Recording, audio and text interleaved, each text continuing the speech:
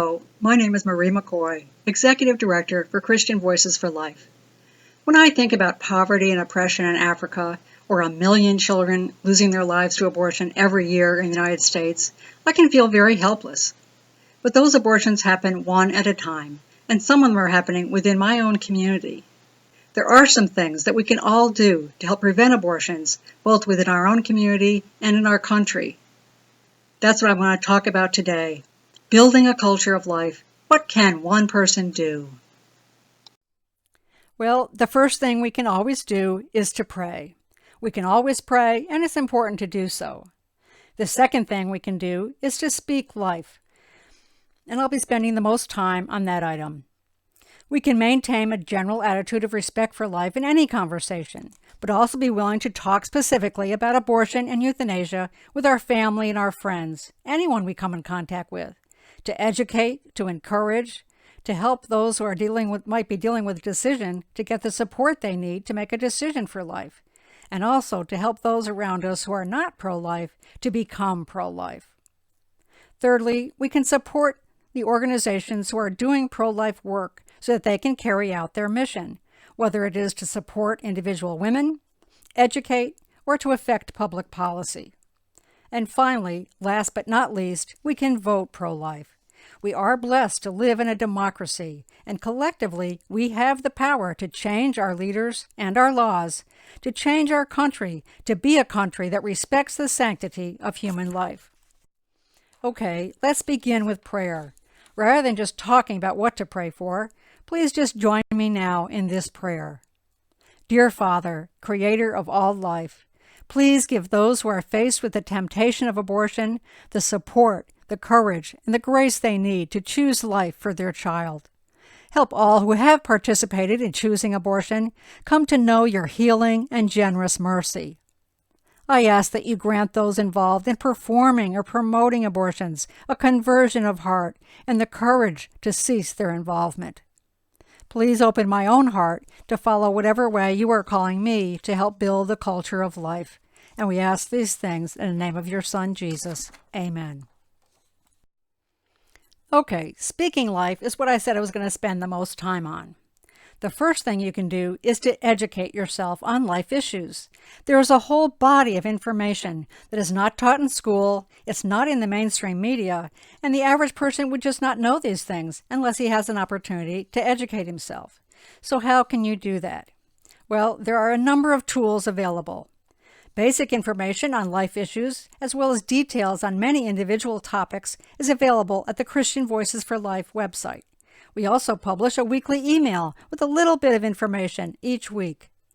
Many other websites also have information, some focusing more on political or legal activity, some on apologetics, and so on.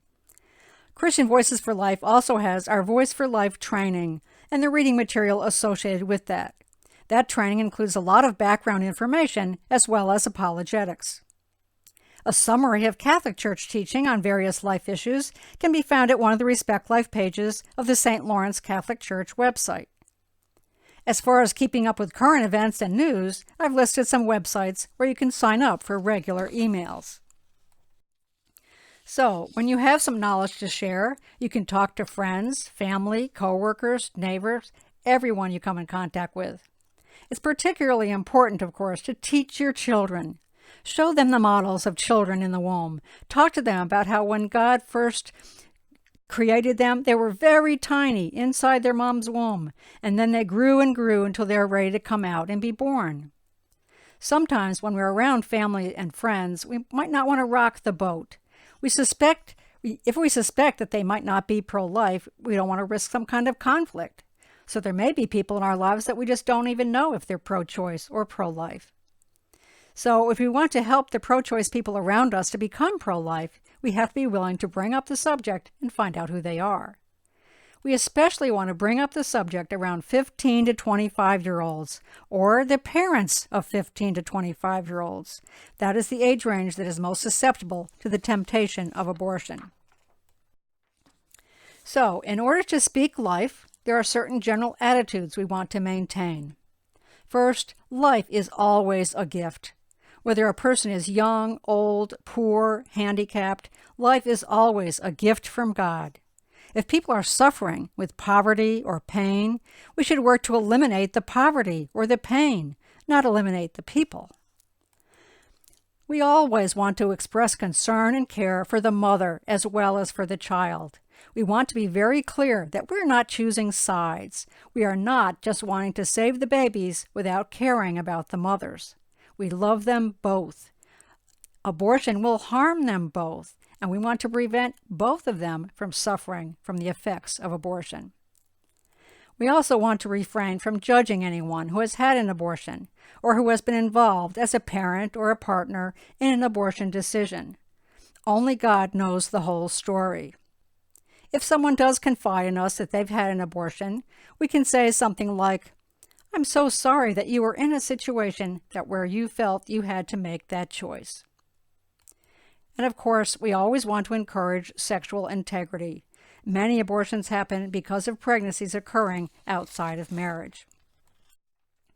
Okay, as we speak life and we maintain those general attitudes of always valuing life, we want to speak with love. We've already said that we want to love the mother as well as the baby and not judge, so what else does that mean, to speak with love? Well, it means being willing to listen. It's usually not a good idea to just get up on our soapbox and start lecturing someone about how evil abortion is. We want to ask them what they think and really seek to understand why they feel the way they do. You may be surprised. We want to avoid an atmosphere of "I'm right and you're wrong. I want to debate this issue until I win and you lose." People don't like to be told they're wrong. They don't like to lose an argument or a debate. They will resist your very logical reasoning because they don't want to lose. So what do? You find common ground with someone who disagrees with you. Suppose they say, "I just think that women who are poor and don't have a husband, they need abortion to be able to work themselves out of poverty." Okay, well, I share your concern for poor women, and it's a shame that so many men do not take responsibility to provide for their children. But I've been doing some reading, and it seems that women suffer a lot themselves from the abortion, and the effects of the abortion actually can contribute to them staying in poverty. In fact, there are many more children living in poverty with their single mothers now than when abortion and contraception were not widely available, as they are now. I think pregnant women deserve better help than giving them permission to kill their babies. Okay, so that was an example of finding common ground, of concern for poor women, and then expressing the pro-life view from that angle. Another point I want to mention is that when you listen and you discover that this person or a loved one has a personal involvement with abortion in the past, or who is now considering abortion, that is not the time to debate, but to minister to that person. If they've had an abortion, express your sorrow that they had to go through that experience, and you might ask how they feel about it now. You want to let them know that healing ministries are available. If someone is considering abortion, you want to try to get them to the pregnancy center so that the center can do what they've been trained to do to help them make a decision for life. Okay, so you've educated yourself and you've listened and established common ground. How can you speak effectively to really help them come around to the pro-life view? Well, this is what's covered in much greater detail in our Voice for Life volunteer training, but just briefly, you want to get to the real question. Is the preborn child a person with the right to simply continue living? There's a little technique called trot out the toddler. Let's say someone keeps insisting that poor women need abortion to be able to free themselves from poverty. Well, should poor women be allowed to kill their 2-year-olds because that would help them get out of poverty? Well, of course not, but that's different.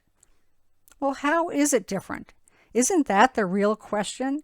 Is a child in the womb just as deserving of protection as the same child after they're born? You'll notice that just now I was asking questions instead of making statements. That's a good way to get the other person thinking and then hopefully drawing conclusions for themselves. You want them to draw the conclusion on their own, because if they just hear it from you, they're more likely to resist and get into that atmosphere of, "I don't want to lose this argument." Another thing that's good to do is to tell stories. People will get the point and remember the story. For example, Stephanie Gray likes to tell a story about going to Loch Ness. The only camera you have with you is an old Polaroid camera. Anyone remember those? When you first put the film into the camera, it looks white. Then you take the picture and take it out, and it looks black. But as you shake it back and forth, the picture slowly emerges. Okay, so let's suppose you go to Loch Ness, and sure enough, the monster Nessie comes out of the water, and you get a picture with your Polaroid. You're going to sell this picture to the media and be rich. You take out the picture and start shaking it. But another tourist on the boat, who doesn't know how Polaroid technology works, grabs the picture. She thinks the photo didn't take, so she rips it up and throws it in the lake. Are you upset? Have you lost something of value? Yes, of course, because even though the picture was not yet visible, everything necessary for that picture to appear was on the card. It just needed time to develop. Same thing for the preborn child. Everything is there from the very beginning. He or she just needs time to develop. So, ask questions and tell stories, just like Jesus did in his teaching ministry. Another way of speaking life is to speak as a public witness in public events such as Life Chain in October and 40 Days for Life. Of course, there is prayer outside of abortion clinics all year, not just during the 40 Days for Life campaigns. The national websites for Life Chain and 40 Days for Life can help you find local locations for those events. If there is a large Planned Parenthood or other abortion facility in your area, try dropping by on a Saturday morning and see if there aren't others already there praying each Saturday. Okay, let's move on. The first thing we can all do is pray. The second way was to speak life in all the ways we've been talking about. And the third thing we can all do is to support the work of the various organizations that work in the pro-life movement. One type of pro-life organization is, of course, the pregnancy help centers. Our local center here in Fort Bend County, Texas, being the Pregnancy Resource Medical Center in Rosenberg. In other areas, you can find your local center by going to optionline.org and using their center locator. Some of us can volunteer with the Pregnancy Center. The center depends on volunteers to be client advocates, board members to help with fundraising, managing all the baby items, and so on. And of course, the center depends on donations to pay the rent and the staff salaries, and they do need baby items to help their clients. Another way we can help our local center is that we can help ensure that pregnant women and families know about the help that is available there. We can just tell our friends about it, especially the families that have 15 to 25-year-olds. In addition to the local center, Heartbeat International is an umbrella and support organization for pregnancy centers, providing training and materials to centers all over the world. They also operate a 24/7 hotline that can speak life to clients and then refer them to the nearest center. These are a few other organizations that work mostly in the areas of education and legislation. There's the National Right to Life Committee. Students for Life is active on both high school and college campuses. Justice for All is mostly about apologetics, and they do projects on college campuses. Americans United for Life is a legal organization. They write model legislation for states, and they have a report on Planned Parenthood, why it should be investigated. Texas Alliance for Life is a local Texas organization, and all states have their own pro-life organizations. Elliott Institute does research and has a lot of information about post-abortion syndrome and also coercion of abortion. Last but not least, as I mentioned in the beginning, collectively we have the power to change the laws and leaders of our country with our votes. There are, of course, many issues to consider as we make our voting decisions. But while most other issues affect the quality of life, abortion and euthanasia are about life itself.